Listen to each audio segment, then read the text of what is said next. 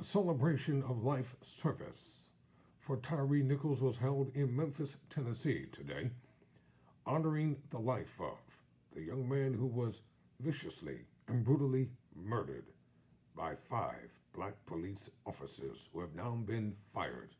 I'm Tyrone Bowman. This is Tyrone Bowman Tonight.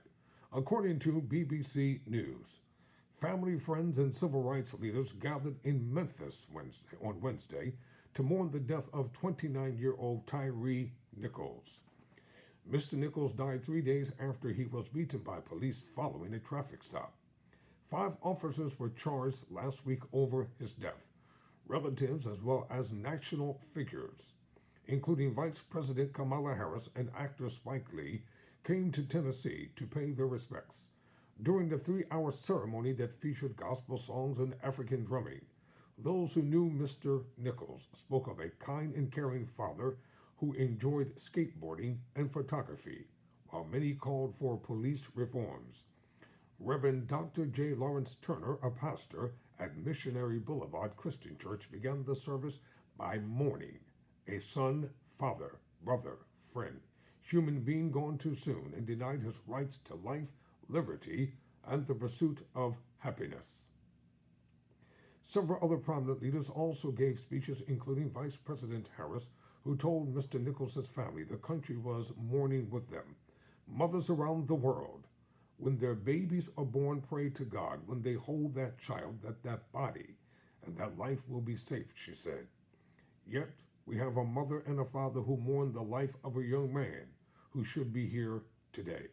She called Mr. Nichols' death an act of violence at the hands and the feet of people who have been charged with keeping them safe, and called on Congress to pass the George Floyd Justice in Policing Act. Anger and hope for change at Tyre Nichols' funeral today, and graphic body cam footage of Mr. Nichols' encounter with police released last week showed him being brutally punched, kicked, pepper sprayed, and hit by police officers. Mr. Nichols was, as I told you, a black brother of ours. Mr. Nichols was black, as are the police officers now charged with second-degree murder, assault, kidnapping, official misconduct, and oppression. None have not entered a plea, but lawyers for 2 of them earlier said they would contest the charges. Really, who cares? Doesn't matter. The families of George Floyd and Breonna Taylor, both of whom died as a result of police violence, were also in attendance.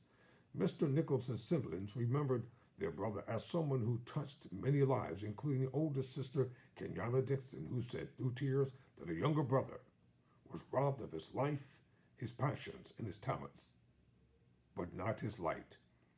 Mr. Nichols' other sister recited a poem titled, "I'm Just Trying to Go Home," a reference to what Mr. Nichols told police officers in body cam footage. "I've skated across barriers designed to hold me back. I'm just trying to go home, where the love is loud and the smiles are warm, like the sunsets that come from me in the coldest of my storms," she said. Civil rights leader Reverend Al Sharpton, president of the National Action Network, noted Mr. Nichols was murdered in the same city as Dr. Martin Luther King Jr. was 55 years before.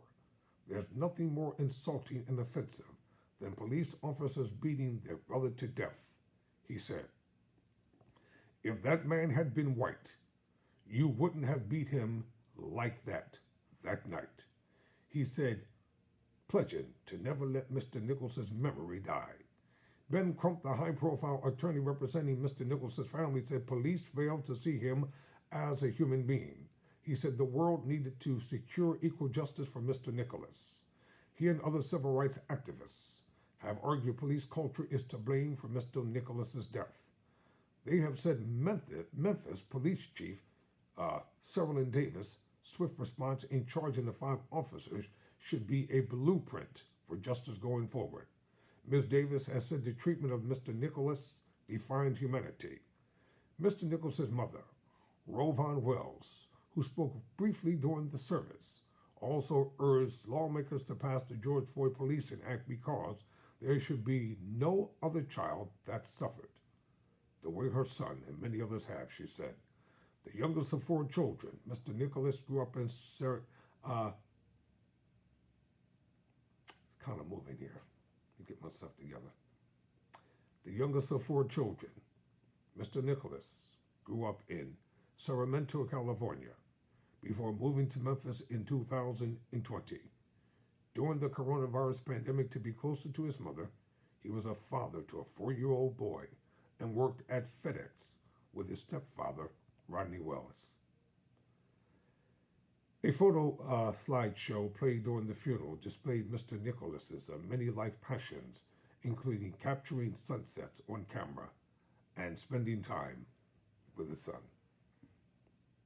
To the Nicholas family, may the divine grace of God guide you all during this time.